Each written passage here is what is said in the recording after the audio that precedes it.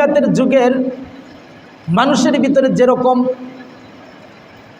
জুলুম ছিল, জুলুম করার অভ্যাস ছিল এবং জুলুম করাটাকেই মানুষ নিজেকে গর্ববোধ মনে করত, বর্তমান সময়েও একজন মুসলমান আরেকজন মুসলমানের প্রতি জুলুম করতে অভ্যস্ত এবং এটাকেই তারা ভালোবাসে এবং এটাকেই পথ এবং পন্থা হিসাবে বেছে নিয়েছে যে আমি এই কাজটা করলে মনে হয় আমার সমাজের ভিতরে অনেক দাম আর মান হবে। আসলে আল্লাহর রাসূল আমাদেরকে কি শিক্ষা দিয়েছেন এবং আল্লাহ তাআলা কি বলেন?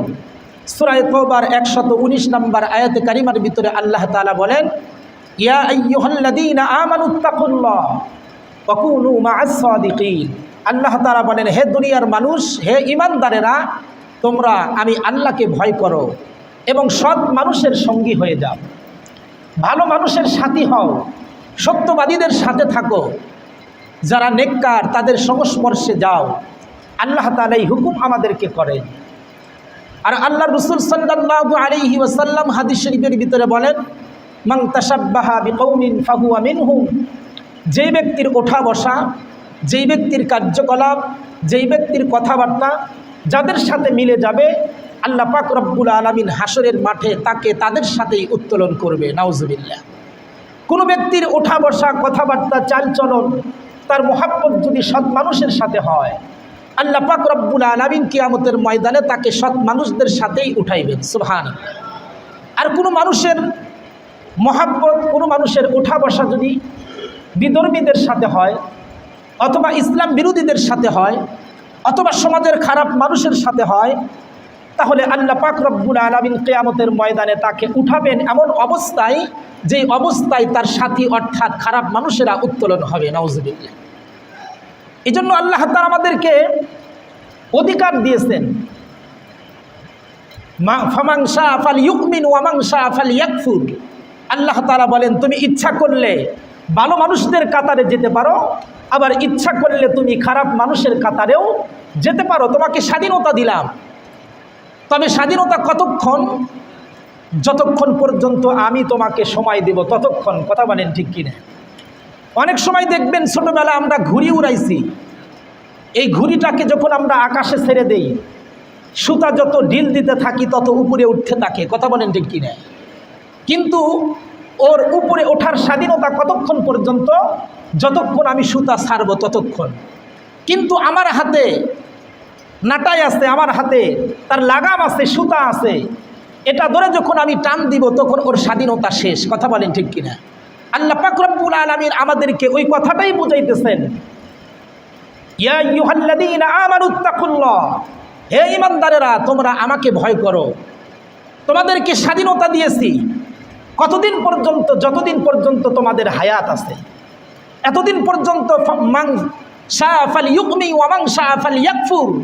ইচ্ছা করলে তুমি ঈমানদারদের কাতারে আসতে পারো, আবার ইচ্ছা করলে তুমি বেঈমানদের সাথেও মিলিত হতে পারো। তবে শুনে রাখো, যেদিন আমি নাটাই ধরে টান দিব, আমার হাতে যে সুতা রয়েছে, এই সুতা ধরে যেদিন আমি টান দিব, সেদিন তোমার স্বাধীনতা শেষ, সেদিন ক্ষমতা কিন্তু আমার হাতে। কথা বলেন ঠিক কিনা? সেদিন আল্লাহ তাআলার বিচার শুরু হবে। এজন্য একটা কথা আছে, আল্লাহ তাআলা ছাড় দেন কিন্তু ছেড়ে দেন না। আমি অতীতেও আপনাদেরকে একটা মিসাল দিয়ে বুঝাইছিলাম। আল্লাহ তাআলা পবিত্র কুরআনুল কারীমের ভিতরে বলেন, ইন্না বাতশা রাব্বিকা লাশাদীদ। আমি আল্লাহ পাক রব্বুল আলামিনের ধরা হলো কঠিন ধরা। আমি যদি কাউকে ধরি তাহলে তার কোনো নিস্তার থাকে না। যেমন আমাদের দেশে মাছের শিকারকারী পাখি আছে দুইটা, পানির ভিতরে মাছ বসবাস করে। এই মাছকে শিকার করে দুই ধরনের পাখি, একটা হলো মাছরাঙ্গা আর একটা হলো চিল। কথা বলেন ঠিক কিনা? মাছরাঙ্গা ঠোঁট দ্বারা শিকার করে, কখনো টার্গেট ফুল হয়, কখনো টার্গেট মিস হয়। আর চিলও কিন্তু মাছ শিকার করে, কিন্তু যখন শিকার করে এর শিকার প্রত্যেকটা বারই টার্গেট ফুল হয়, কখনো মিস হয় না। কেন মিস হয় না? কারণ মাছরাঙ্গা শিকার করে ঠোঁট দ্বারা আর চিল শিকার করে পা দ্বারা। কথা বলেন ঠিক কিনা? ও পা দ্বারা যেটাকে ধরবে, ওটাকে যদি ধরে আপনি টান দেন, প্রয়োজনে ওর পায়ের সাথে লেগে থাকা অংশটুকু ছিঁড়ে আসবে, এরপরও পায়ের থেকে ছাড়ানোর কোনো উপায় নাই। আল্লাহ পাক রব্বুল আলামিন বলেন, ইন্না বাতশা রাব্বিকা লাশাদীদ। তোমার নাটায় আমি ঢিল দিয়েছি, তোমার পাওয়ার, তোমার শক্তি, তোমার ক্ষমতা, তোমার স্বাধীনতা আমি তোমাকে দিলাম। তোমার যা ইচ্ছা তুমি তাই করতে পারো।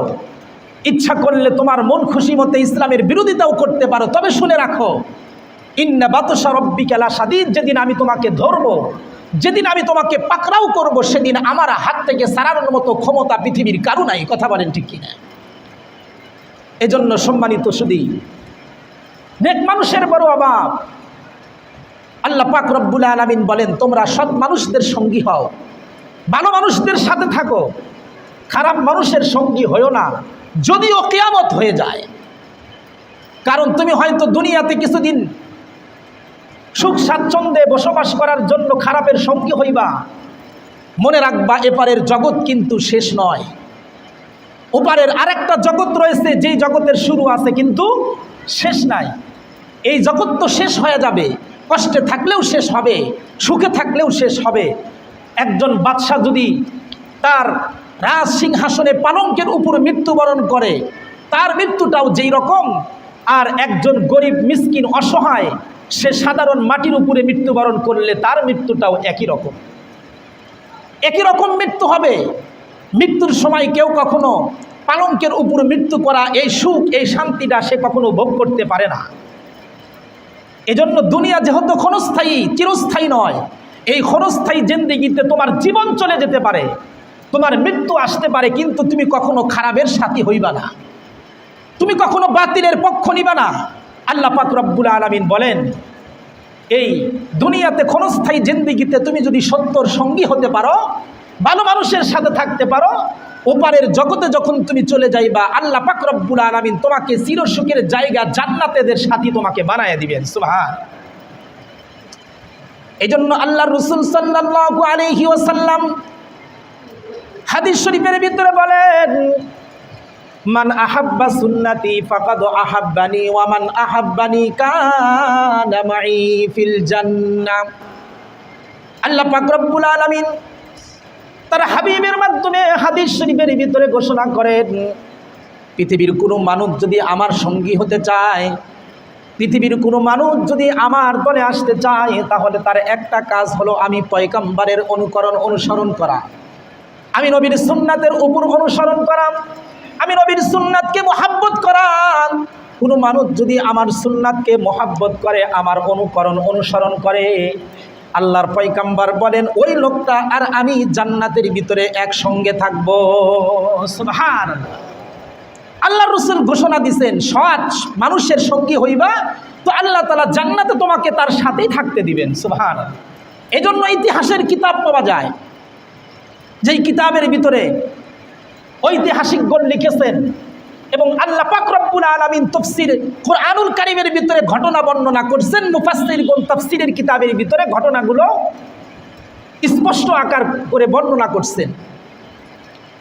কিতাবের ভিতরে লেখা হয়, নূহ আলাইহিস সালামের 4 জন সন্তান ছিল, 3 জন সন্তান পয়গম্বর নূহ আলাইহিস সালামের সঙ্গী ছিল, আর একজন সন্তান খারাপ মানুষদের সাথে থাকার কারণে, অসৎ ব্যক্তিদের সাথে ওঠা বসা করার কারণে তার মন মস্তিষ্ক আল্লাহ বিরোধী হয়ে গেল, বাবা বিরোধী হয়ে গেল, এমনকি পয়গম্বরের বিরুদ্ধে অবস্থান করলো। শেষ পর্যন্ত যখন মহাবিপদ চলে আসলো, প্লাবন, পয়গম্বর নূহ আলাইহিস সালাম ছেলেকে ডাক দিয়ে বললেন, শেষবারের মতো বাবা, এখনো সময় আছে, তুমি সৎ মানুষদের সঙ্গী হয়ে যাও, আমার কিস্তির উপর আরোহণ করো। সন্তান বলল, বাবা, আমি তো পানির ভিতরে সাঁতরাইতে পারি, আমি তো সাঁতার শিখেছি, আমি পানিতে সাঁতরায়া পাহাড়ের উপর আরোহণ করব। তোমার খোদা আর তোমার রব পানি দিয়ে পাহাড় টলাইতে পারবে না। নাউজুবিল্লাহ জোরে বলে। শেষ পর্যন্ত পরিণতি কি হলো? পরিণতি হলো এই, আল্লাহ পাক রব্বুল আলামিন পাহাড়কে তলায়া দিলেন। নূহ আলাইহিস সালামের সঙ্গী যারা কিস্তির উপরে আরোহণ করেছিল তারা বেঁচে গেল, আর নবীর ঘরের সন্তান, নবীর স্ত্রীর গর্ভে জন্ম নেওয়া, নবীর পৃষ্ঠদেশ থেকে যেই শুক্রাণুর মাধ্যমে যেই সন্তান জন্ম নিছে, সেই সন্তান নবীর বিরোধিতা করার কারণে, বাবার বিরোধিতা করার কারণে শেষ পর্যন্ত মহাপেলাবনে মৃত্যুবরণ করে সে জাহান্নামের সাথী হয়ে গেল। নাউজুবিল্লাহ। এটা হলো মানুষের ইতিহাস, যে একজন ব্যক্তি ভালো মানুষের বিরোধিতা করার কারণে, নবীর বিরোধিতা করার কারণে জাহান্নামে চলে গেল, আর ওই কোরআনের ভিতরেই আল্লাহ পাক রব্বুল আলামিন একটা ঘটনা বর্ণনা করছেন। দাকিয়ানুস একজন বাদশা ছিল, যেই বাদশা ছিল জালেম। এই জালেম বাদশা সে মূর্তি পূজা চালু করেছিল, আল্লাহ বিরোধী হুকুম। কিন্তু ওই সময় ওই দেশের ভিতরে মাত্র 6 জন যুবক, এই 6 জন যুবক গোপনে গোপনে আল্লাহ পাক রব্বুল আলামিনের ইবাদত করত। সুবহানাল্লাহ জোরে বলে। এক সময় বাদশার কানে যখন এই খবর পৌঁছে গেল যে আমার দেশের ভিতরে 6 থেকে 7 জন যুবক আছে, যেই যুবকেরা গোপনে রবের ইবাদত করে, আল্লাহর ইবাদত করে, আমাদের মূর্তি পূজার অনুসরণ সে করে না, এজন্য তাদেরকে গ্রেফতার করার পরোয়ানা জারি করল। 6 জন যুবক যখন এ খবর জানতে পারলো, তখন তারা রাত্রের অন্ধকারে নিজের দেশকে ত্যাগ করে হিজরত করে অনেক দূরে চলে গেল। উদ্দেশ্য হলো সেখানে গিয়ে যেন আমরা নিরাপদে আল্লাহর ইবাদত করতে পারি। সুবহানাল্লাহ। 6 জন যুবক যখন যাচ্ছিল, তারা তাকায়া দেখলো পিছনে পিছনে একটা কুকুরও যায়। তো 6 জন যুবক কুকুরকে তাড়ায়া দিতে চায়, কিন্তু কুকুর সরে না, তাদের পিছু ছাড়ে না, সামনে আগাইতেই থাকে। শেষ পর্যন্ত যখন তারা আবারও তাড়ায়া দেওয়ার জন্য অগ্রসর হলো, আল্লাহ পাক রব্বুল আলামিনের কুকুরের জবান খুলে দিল। সুবহানাল্লাহ জোরে বলে। কুকুর ডাকতে বলে, আপনারা যেই রবের ইবাদত করার জন্য দেশ থেকে পলায়ন করে হিজরত করে নিরাপদ স্থানে চলে যাচ্ছেন, আমিও আপনাদের সাথী হতে চাই, আমিও সেই আল্লাহর জন্য আপনাদের সঙ্গে যেতে চাই। সুবহানাল্লাহ জোরে বলে। কোরআনের ভিতরে আল্লাহ পাক রব্বুল আলামিন সেই কুকুরের ঘটনা বর্ণনা করছেন সূরা কাহাফের ভিতরে। আসহাবে কাহাফের এই ঘটনার ভিতরে কুকুরটার নাম হলো তিতুমির। এই কুকুর ভালো মানুষের সঙ্গী হওয়ার কারণে কোরআন প্রমাণ করে যে আল্লাহ পাক রব্বুল আলামিন এই কুকুরকে কিয়ামতের ময়দানে জান্নাত দান করবেন। সুবহানাল্লাহ জোরে বলেন। কুকুর জান্নাতে যাবে কেন? ভালো মানুষের সঙ্গী হওয়ার কারণে, ভালো মানুষের সাথী হওয়ার কারণে, হকের পক্ষে থাকার কারণে। আর নূহ আলাইহিস সালামের সন্তান হকের বিরোধিতা করার কারণে, নিজের বাবা পয়গম্বরের বিরোধিতা করার কারণে, ইসলামের বিরোধিতা করার কারণে মানুষ হওয়ার পরেও গেল কোথায়? জাহান্নামে। আর কুকুর ইতর প্রাণী। এক লোক হযরতে আশরাফ আলী থানবী রহমাতুল্লাহি আলাইকে ডাক দিয়ে বলে, আশরাফ আলী থানবী, একটা কুকুর জান্নাতের ভিতরে কেমনে যাবে এটা তো আমার বুঝে আসে না। বলে কেন? বলে দুনিয়াতে কোনো বাড়িতে যদি কুকুর থাকে তাহলে সেই বাড়ির ভিতরে রহমতের ফেরেশতা প্রবেশ করে না। এমনকি কুকুরের ছবিটাও যদি কোনো ঘরের ভিতরে থাকে, সেই ঘরের ভিতরে রহমতের ফেরেশতা প্রবেশ করে না। তাহলে জান্নাতের ভিতরে কুকুর কেমনে যাবে? আশরাফ আলী থানবী রহমাতুল্লাহ আলাইহি বলেন, আরে বোকা, তুমি বুঝলা না, দুনিয়ার ভিতরে মানুষের ভিতরে কিছু কিছু মানুষ আছে লুলা, কিছু মানুষ আছে যার একটা হাত আছে আর একটা নাই। আবার কিছু মানুষের চোখ দেখবেন একটা আছে আর একটা নাই, অথবা আছে দুইটাই কিন্তু টেরা, আছে না নাই। অর্থাৎ যাদেরকে বিকলাঙ্গ বলা হয়, প্রতিবন্ধী বলা হয়। আল্লাহর পয়গম্বর আলাইহিস সালাম বলেন, কঠিন কিয়ামতের ময়দানে আল্লাহ পাক রব্বুল আলামিন যখন জান্নাতের সুসংবাদ দিবেন, এই লোকগুলো যদি ঈমান আর আমলের সম্পদ তাদের থাকে, তো আল্লাহ তাআলা প্রতিবন্ধীদেরকেও জান্নাতে দিবেন। তবে জান্নাতে দেওয়ার আগে তাদেরকে পুরাপুরি আল্লাহ পাক রব্বুল আলামিন অঙ্গওয়ালা বানায়া দিবেন। সুবহানাল্লাহ। তার মানে জান্নাতে ঢোকার আগে কেউ প্রতিবন্ধী থাকবে না, সকল প্রতিবন্ধীকে আল্লাহ তাআলা অঙ্গওয়ালা বানায়া জান্নাতের ভিতরে ঢুকাইবেন। সুবহানাল্লাহ। তো আশরাফ আলী থানবী রহমতুল্লাহ আলাইহি বলেন, তুমি কি মনে করছো আল্লাহ কুকুরকে জান্নাতের ভিতরে ঢুকাইবে না? বনি ইসরাইলের ভিতরে একজন আল্লাহর ওলি ছিল আবেদ। আবেদটা এরকম আবেদ, যখন আল্লাহর কাছে যে দোয়া করতো আল্লাহ ওটাই কবুল করতো। সুবহানাল্লাহ বলেন। নাম হলো বালআম বাউর। যে দোয়া করতো সেটাই কবুল হতো। এক সময় মূসা আলাইহিস সালামকে হত্যা করার জন্য, ষড়যন্ত্র করার জন্য কিছু মানুষ একত্র হয়ে মূসা আলাইহিস সালামের পিছনে কিছু মহিলাদেরকে লেলিয়ে দিল। সুন্দরী সুন্দরী মহিলা, কারণ মহিলা হলো দুনিয়ার ভিতরে সবচাইতে বড় ফিতনা। কথা বলেন ঠিক কিনা? আল্লাহ রাসূল বলেন, ইন্নামা, কোরআনের ভিতরে আল্লাহ তাআলা বলেন, ইন্নামা আমওয়ালুকুম ওয়া আওলাদুকুম ফিতনা। দুনিয়াতে সন্তান আর সম্পদ যেরকম ফিতনা, আল্লাহর রাসূল বলেন, আন নিসাউ হাবাইলুশ শাইতান। একজন মহিলা হলো 10টা শয়তানের সমান। এই জন্য মহিলার ফিতনা বড় বড় ফিতনা। পৃথিবীর শুরুতেই কিন্তু মহিলার কারণে হাবিল আর কাবিলের ভিতরে হত্যার কাণ্ড ঘটছে। কথা বলেন ঠিক কিনা? কিসের কারণে? মহিলার কারণে। এজন্য আল্লাহর রাসূল বলেন, এই আমার উম্মতেরা মহিলার থেকে সাবধান, নারীদের থেকে সাবধান, সম্পদ থেকে সাবধান। এই দুইটাই কিন্তু তোমাকে জাহান্নামের দ্বার প্রান্তে পৌঁছায়া দিবে। তো মুসা আলাইহিস সালামকে কাবু করার জন্য কিছু মহিলাদেরকে লেলিয়ে দিল, কিন্তু নবীদেরকে হেফাজত করেন কে? আল্লাহ। আল্লাহ তাআলা হেফাজত করেন। শেষ পর্যন্ত বিরোধী শক্তি, বাতিল পক্ষ যখন দেখলো মুসা আলাইহিস সালামকে কোনো কিছুতেই কাবু করা যায় না, তখন তারা খুঁজে খুঁজে বালআম বাউর যে দোয়া করলে আল্লাহর কাছে কবুল হয় তার নিকটে গিয়ে শরণাপন্ন হলো। ডাক দে বলে, আপনাকে একটা রাজত্ব দিয়ে দিব, অথবা এত টাকার সম্পদ আপনাকে দিয়ে দিব। কাজ হলো একটা, আপনি মুসার বিরুদ্ধে দোয়া করবেন। নাউজুবিল্লাহ জোরে বলেন। কে দোয়া করবে? কার বিরুদ্ধে? একজন ওলি দোয়া করবে নবীর বিরুদ্ধে। ওলি চিন্তা করতেছে, বালআম বাউর এটা যদি আমি করি নিশ্চিত আমার বিলায়াত নষ্ট হয়ে যাবে। শেষ পর্যন্ত টাকার লোভে, ক্ষমতার লোভে, সম্পদের লোভে পয়গম্বর মুসা আলাইহিস সালামের বিরুদ্ধে বদদোয়ার কারণে আল্লাহ পাক রব্বুল আলামিন তার যত বিলায়াত ছিল সকল বিলায়াতকে তার কাছ থেকে হস্তান্তর করে নিল। নাউজুবিল্লাহ জোরে বলেন। কিতাবের ভিতরে আছে, আশরাফ আলী থানভী রহমাতুল্লাহ আলাইহি বলেন, বনী ইসরাইলের এই ওলি বালআম বাউর ওই কুকুরের রূপ ধরে জাহান্নামে যাবে, আর কুকুরকে বালআম বাউরের রূপ ধারণ করে জান্নাতের ভিতরে ঢুকাইয়া দিবে। সুবহানাল্লাহ জোরে বলেন। কুকুর যে জান্নাত পেল কিসের কারণে? সৎ মানুষের সাথে থাকার কারণে, ভালো মানুষদের সংস্পর্শে আসার কারণে, হকের পক্ষে থাকার কারণে।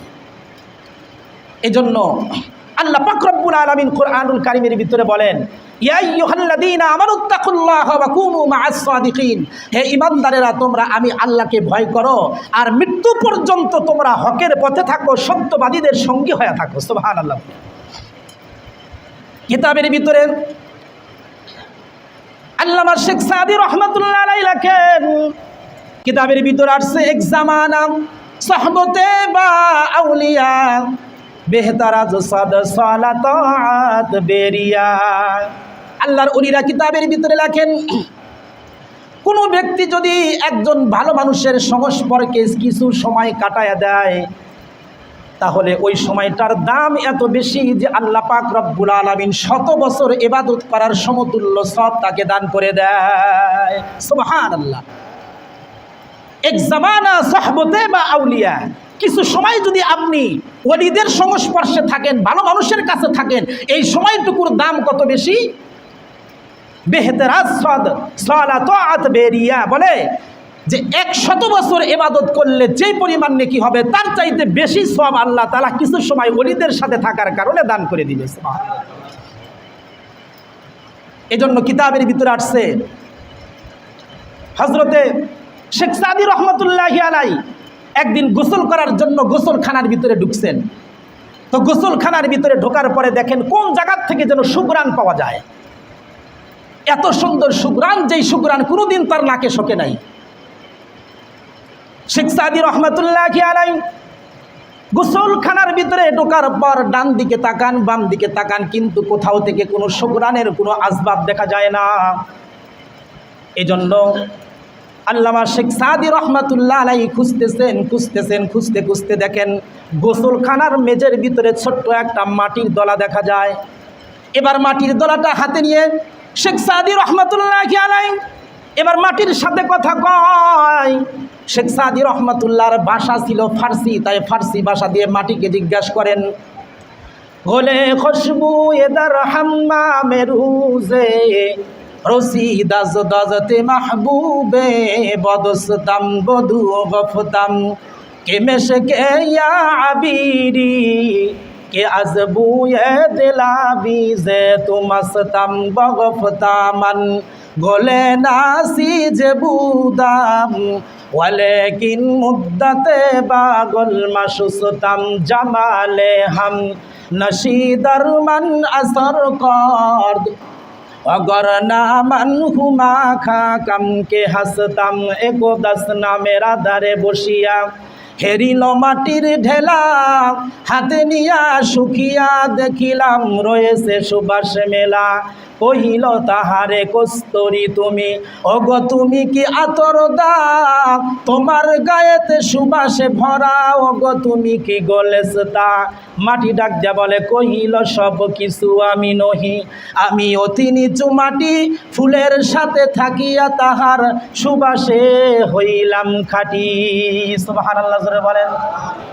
আল্লামা শেখ সাদী রহমাতুল্লাহি আলাইহি মাটিকে ডাক দিয়া বলেন, ও মাটি তোমার ভিতরে এত সুন্দর সুঘ্রাণ কোন জায়গা থেকে আসলো, কই পাইলা তুমি এত সুঘ্রাণ? তুমি কি আতরদানি নাকি তুমি কি গোলেস্তা? ফুল তখন ডাক দিয়া বলে, ওগো শেখ সাদী আমি আতরদানিও না আমি গোলেস্তাও না, তবে আমি দীর্ঘদিন পর্যন্ত ফুল বাগানে থাকার কারণে, ফুলের গাছের গোড়ায় থাকার কারণে ফুলের সুঘ্রাণটা আমি মাটির ভিতরে চলে আসছে। সুবহানাল্লাহ জোরে বলে। একটা মাটির দলা ফুলের গোড়ায় থাকার কারণে যদি তার ভিতরে ফুলের সুঘ্রাণ পাওয়া যায়, তাহলে একজন খারাপ মানুষ যদি ভালো মানুষের সঙ্গী হয়ে যায়, তো আল্লাহ তাআলা বলেন ভালো মানুষের গুণটাও আস্তে আস্তে আস্তে আস্তে তার ভিতরে ঢুকে যায়। সুবহানাল্লাহ জোরে বলে। যেমন আরেকটা উদাহরণ দিলে খুব ভালো করে বুঝবেন, আমাদের দেশের এখন তো এটা খুব কম পাওয়া যায়, তবে একটা জিনিস পাওয়া যায়, সেটা হলো মোবাইলের মেকার। আছে না নাই? আগের যুগে রেডিও টেলিভিশন ছিল, এগুলোর মেকার পাওয়া যাইত, মিস্ত্রি পাওয়া যাইত, কিন্তু এখন তো মোবাইলের মেকার পাওয়া যায়। এদেরকে লক্ষ্য করে দেখবেন, আপনার মোবাইলের নাট বল্টু যখন খুলবে, খোলার আগে একটা কাজ তারা করে। কি কাজ? যেই মাঠুল দ্বারা মোবাইলের নাটটাকে খুলবে, ওই মাঠুলটা কিছুক্ষণ পর্যন্ত ম্যাগনেটের সাথে ধরে রাখে, চুম্বকের সাথে লেগে রাখে। চুম্বকের সাথে লাগায় রাখার অর্থ কি? কারণ হলো এই মাঠুলটা চুম্বকের সাথে কিছুক্ষণ থাকার কারণে, ওর সংস্পর্শে ওর সাথে হওয়ার কারণে লোহার একটা মাঠুলের ভিতরে চুম্বক আর ম্যাগনেটের গুণ চলে আসে। তারপরে যখন এই মাঠুল দ্বারা মোবাইলের নাটটাকে সে খোলে, তখন নাটটা কিন্তু মাঠুলের মাথার সাথে লেগে থাকে। কথা বলেন ঠিক কিনা? কেন? লোহা তো লোহাকে আটকাইতে পারে না চুম্বক ছাড়া, কিন্তু একটা লোহা চুম্বকের সংস্পর্শে কিছু সময় থাকার কারণে লোহার ভিতরেও চুম্বকের গুণ চলে আসে। আল্লাহ এবং তার পয়গম্বর বলেন, হে দুনিয়ার মানুষ, তোমরা সৎ মানুষের সঙ্গী হও, হকের পথে থাকো, কিয়ামত পর্যন্ত তোমাদেরকে গ্যারান্টি দিলাম, কখনো তোমাদেরকে বিরোধী শক্তি তোমাদেরকে ধ্বংস করতে পারবে না, এমনকি মৃত্যুর পরেও তোমরা জান্নাতের সঙ্গীদের সাথেই থাকবা। সুবহানাল্লাহ জোরে বলেন। এই জন্য আল্লাহর পয়গম্বর বলেন, মান তাশাব্বাহা বিকওমিন ফাহুয়া মিনহুম। আর আল্লাহ পাক রব্বুল আলামিন কোরআনের ভিতরে বলেন, মান শাআ ফালইউমিন ওয়া মান শাআ ফালইয়াকফুর। আল্লাহ পাক রব্বুল আলামিন বলে, তুমি চাইলে ভালোদের কাতারে আসতে পারো, চাইলে খারাপদের কাতারে যেতে পারো, তবে আল্লাহর নবী বলেন তোমার মোহাব্বত যাদের সাথে হবে, তোমাদের হাসরও কিন্তু তাদের সাথেই হবে। এজন্য তোমাকে স্বাধীনতা দিলাম, তুমি যেদিকে ইচ্ছা সেদিকে যাইতে পারো, তবে শুনে রাখবা নাটাই কিন্তু আমার হাতে। তোমার স্বাধীনতা ততদিন পর্যন্ত যতদিন পর্যন্ত আমি টান না দিব। টান যখন দিব তোমার স্বাধীনতা শেষ, তখন আমার কাছে আসতে হবে। দুনিয়াতে তুমি যেই পথেই থাকো না কেন, সেই পথের হিসাব কিন্তু কড়াই গন্ডায় আমার কাছে দিতে হবে। কথা বলেন ঠিক কিনা? এজন্য মেরে মোহতারাম দোস্ত বুজুর্গ, আল্লাহ পাক রব্বুল আলামিন আমাদের সকলকেই কোরআন এবং হাদিসের যেই কথাগুলো সাজায়া গোছা আমি আপনাদের সামনে আলোচনা করলাম, আমি নগণ্য ব্যক্তি, এই কথাগুলোর থেকে আমাদের সবাইকে শিক্ষামূলক কিছু কথা অর্জন করে আল্লাহ পাক রব্বুল আলামিন আমাদেরকে হকের পথে এবং ভালো মানুষের সাথে থাকার এবং সৎ লোকদের সঙ্গী হওয়ার তৌফিক দান করুন। সকলে বলি আমিন। ওয়া আখির দাওয়ানা আনিল হামদুলিল্লাহি রাব্বিল আলামিন।